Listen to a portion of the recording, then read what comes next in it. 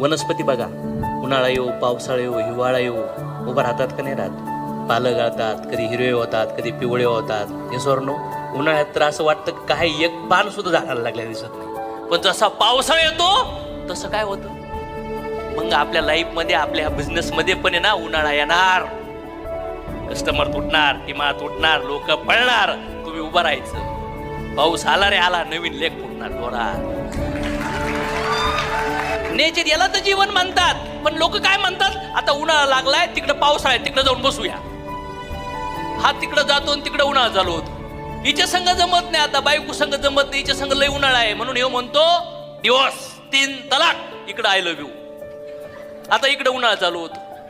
Right और wrong? आता ह्या मित्रासोबत लय भांडणं झाले, आय हेट यू, ब्लॉक.